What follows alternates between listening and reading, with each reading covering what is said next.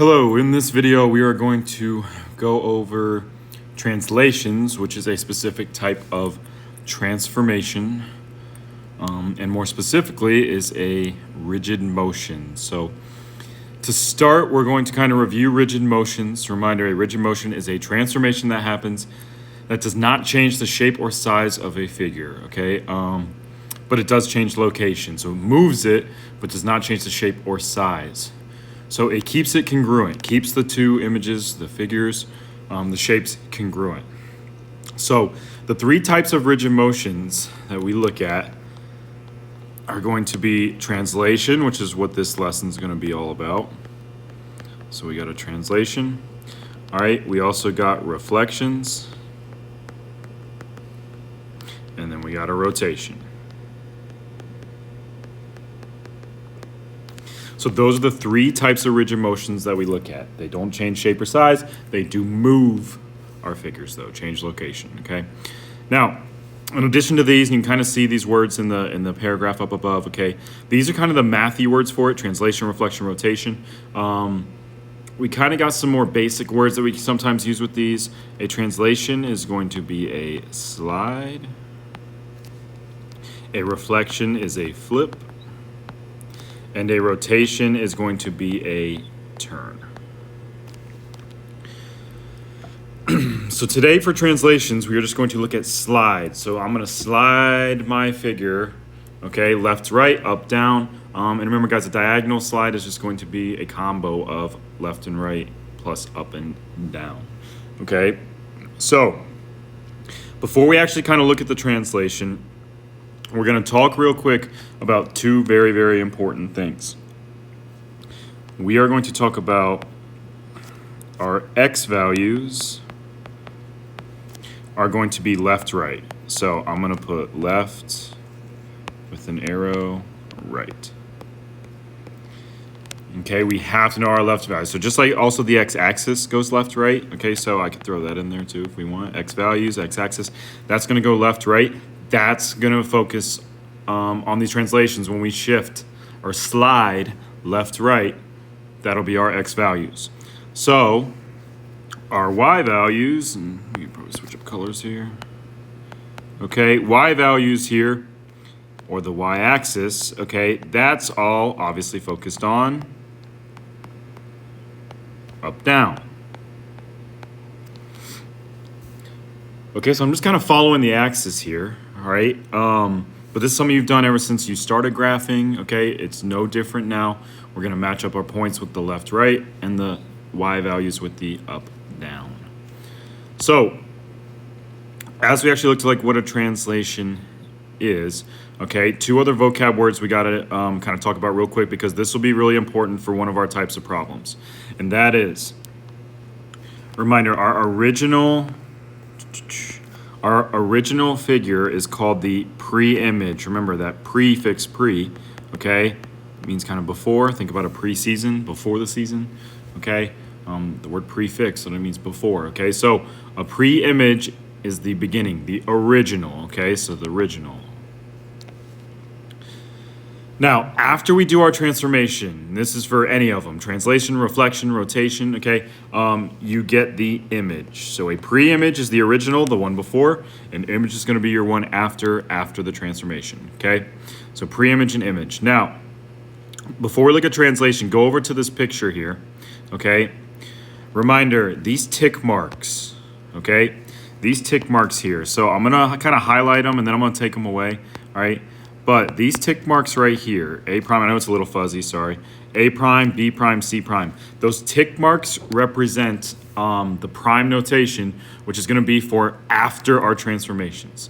So when I see that this triangle over here, triangle ABC, okay, that is my pre-image, my original. Okay, it's just a normal ABC, and it can be any letters, D, E, F, X, Y, Z, whatever. No tick marks is the original pre-image. Now the one with the tick marks, that's gonna represent my image. Okay, so the vocab words can obviously kind of tell you which one is which. Okay, so transformed image. But the tick marks, if you just have a picture, can tell you which one is the original pre-image and the transformed image. Okay, so that'll be very, very important as we go through and do these, because obviously, depending on which point you start with, all right, changes if you're moving left versus right or up versus down. So you really got to pay attention to which one was my original. So I'm going to clean this up a little bit again, because I'm going to use this example below. So it says the diagram at the right shows the translation of the coordinate plane. As you can see, the triangle shifted left 5 units and up 2 units. All right, and then we're going to look at the rules. So going back to this, all right, let's take a look at my original points. Now, guys, remember, the whole reason we have this prime notation is because, all right, I want to show that these 2 points that I just dotted, A and A prime, all right, I want to show that they're related, which is why you use the same letter, A, but the prime tick mark is the way to show that, hey, no tick mark was your original, tick mark was your transformed one. So that means I am starting with this point right here, and I'm going to get rid of this giant star in a second, okay? But I'm starting with this point right here. So when I think about how did this point change from A up here to A prime, I am going to go, I went left 1, 2, 3, 4, 5. So I just went left 5, and that's where this comes from, left 5 units. And if you take a look at the other one, obviously, you went up 2. Okay? And look, this happened for all the points, so I'm going to write this out, but then I'm going to clean up my picture here again in a second. But like, look at B and B prime. I went left 1, 2, 3, 4, 5, up 1, 2. Guess what? C 1, 2, 3, 4, 5, up 1, 2. C prime. I went left 5, up 2 for all of these. Left 5, up 2, and that's, like I said, in our notes over there on the right. So I'm going to clean up our picture again real quick. But that's what I slid. Remember, this is a slide, okay? I take this triangle ABC, okay, and this might work out well, all right? There's triangle ABC, and guess what? I slide this 1, 2, 3, 4, 5, and up 1, 2, boom. There's the slide that happens, okay? All right, so that's what's going on there. One warning I want to give you real quick before we talk about the rule is be careful with this.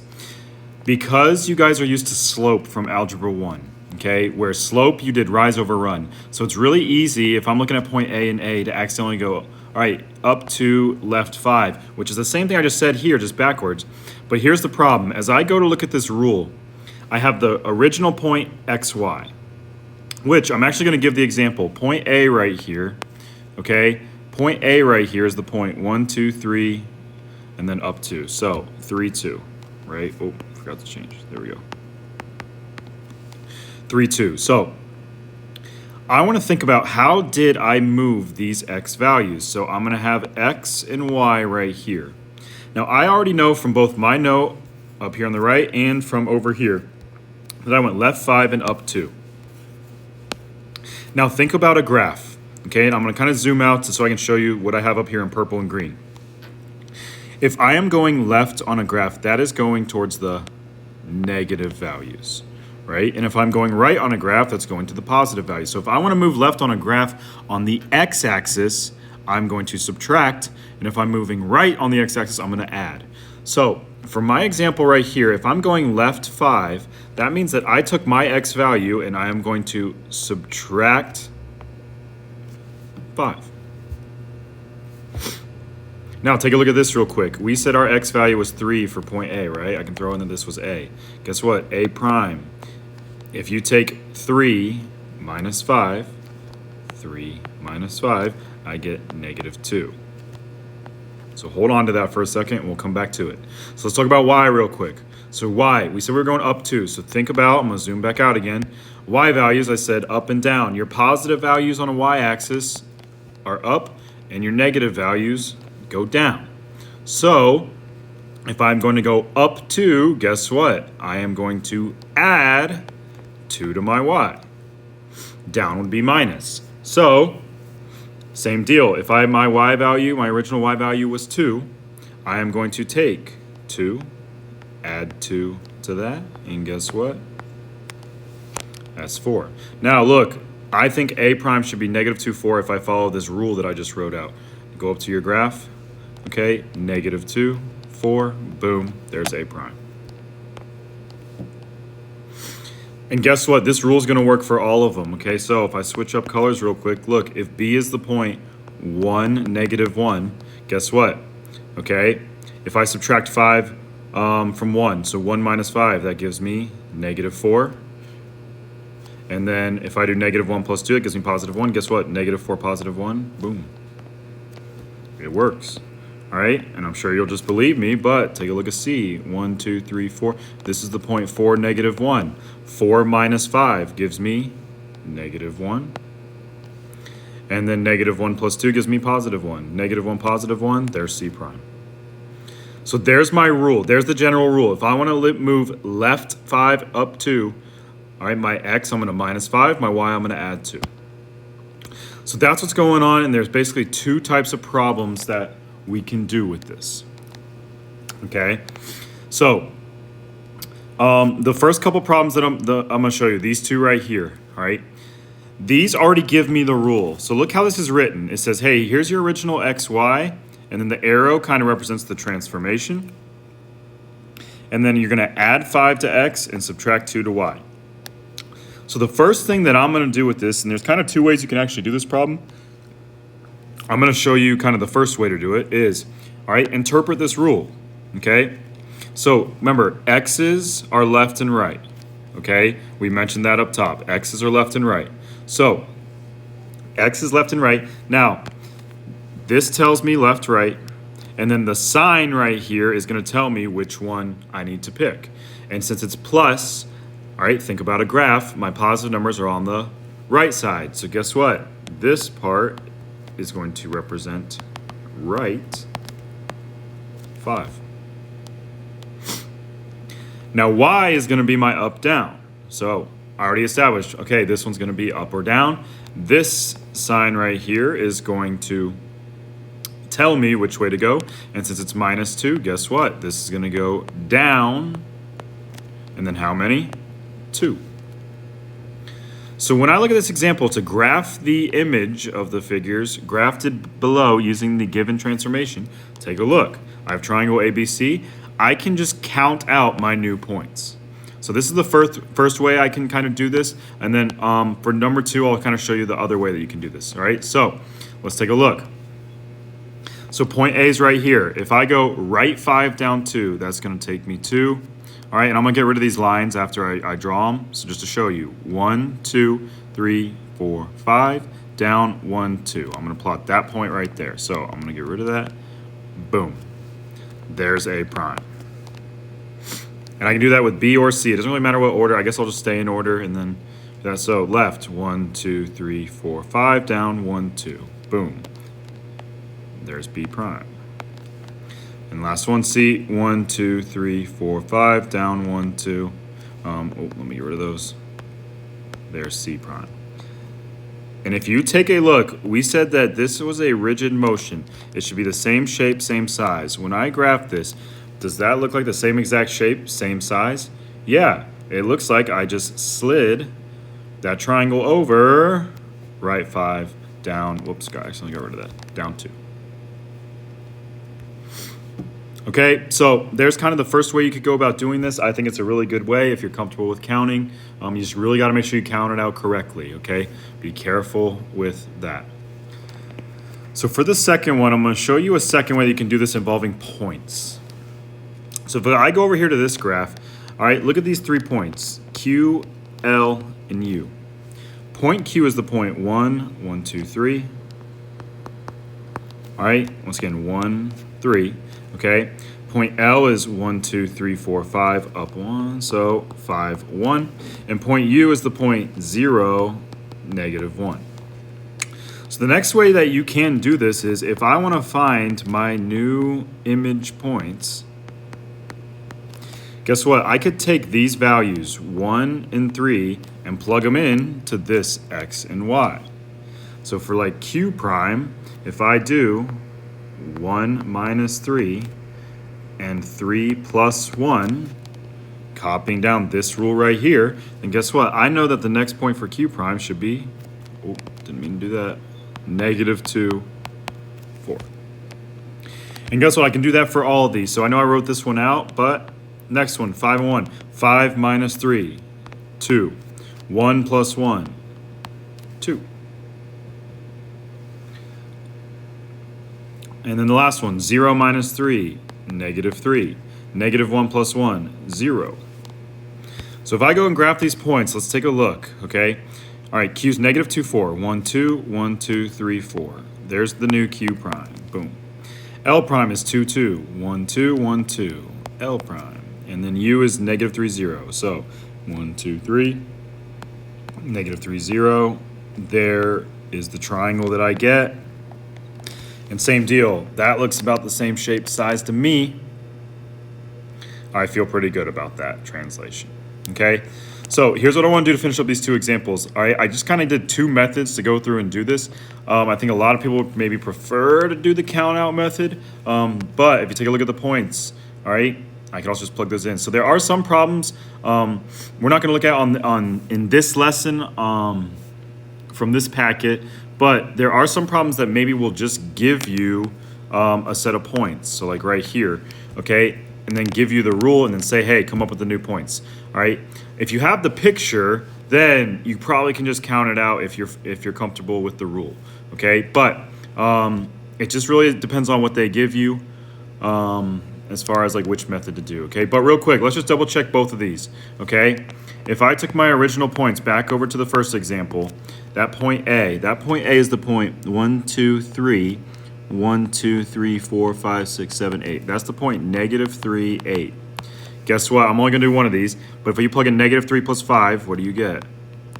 2. And then 8 minus 2 is 6. Guess what? 2, 6. 1, 2, 1, 2, 3, 4, 5, 6. That's exactly where I plotted A prime. So could I have done like this method right here over in example 1? Yup. And guess what? Same thing over here. Let's say that you looked at this and went, oh, this means left 3, up 1. We'll take a look at all my points. Left 3, 1, 2, 3, up 1. Left 3, up 1. Left 3, up 1. It would have worked as well. Both methods work. Both are acceptable ways to graph that new translated triangle. Okay, sweet. So to finish this lesson up, I'm going to show you the last type of problem. So the last problem is we're going to write the algebraic rule. Okay, algebraic rule. So here's what it means by that is we're going to come up with this. This right here. This. This is the algebraic rule for our translations. So it's kind of going backwards of what we just did is, look, we have the two the two triangles, both the pre-image original and the transformed image. So what we're going to do is we're going to kind of check and see how far did we move left, right, and up, down. Now, guys, this is the one where you have to pay special attention to your points. Look, G and G prime, okay? This tells me that G, what is it, B? GBT over here, that's my original pre-image. Okay, so maybe instead of highlighting it, I'm just going to label it this time. That's the pre-image. And this one over here is the image. So this is the original, the black triangle here, and the image is the red triangle. So I need to figure out how did I go from the black triangle to the red triangle, and this is where I have to match up points. So I'm going to stick with G and G prime. Now, you could use any of them. You could use B and B prime. You could use T and T prime, but I have to match up two corresponding ones, okay? Now, one last thing I'll say about picking is, like, going from G to G prime, I like to start with left, right, because remember, we want to start with X. That's the thing I talked about with slope earlier, okay? But if I use G, like, I'm kind of going through triangles if I do that. So I do know some people that like to, like, try to pick points where, like, you aren't going to be interrupted through triangles. So maybe I will just do B and B prime, actually, but... All right, so let's think about left, right. How far do we go? We went 1, 2, 3, 4, 5, right 5 from B to B prime. And then look, we went up 1. That's the transformation that I just did here. If we go up, let's start with left, right. Right 5, up 1, then let's write out this rule. So when you have an original XY, if I want to move right 5 up 1, I'm gonna take my x, and right is gonna be plus 5. I'm gonna write my comma, and then my y values, I went up 1, plus 1. So guys, that's why you have to start with the no tick marks and go to the tick marks, because if I go backwards, left and down, that changes these two signs, right here and right here. So you have to, whoops, too far. There we go. Okay, you have to start with the no tick marks to the tick marks, and that's how you do that problem. Okay? So to finish up the last one, let's go with purple.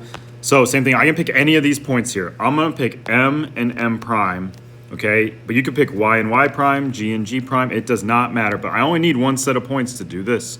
So I have to start with this M right here, no tick mark. So start here, and if I'm gonna start with left to right. Remember, if you go up down, you're gonna accidentally put whatever the left down is with X, and you don't wanna do that, okay? You don't wanna do that. So I'm gonna start left to right, and this goes left, 1. And then I go up 2. So let's write out this rule. Whoops, sorry, I went a little backwards. Let me throw this down here so I stay consistent here, all right? But left 1, up 2. So I have my original XY. I am going to change this to X. Left is going to be minus 1, comma, and then what did we do with our Y? We went up 2. That's going to be a plus 2. There's my new rules. And guess what, guys? If you pick any of these points, it's going to work. Look, left 1, up 2.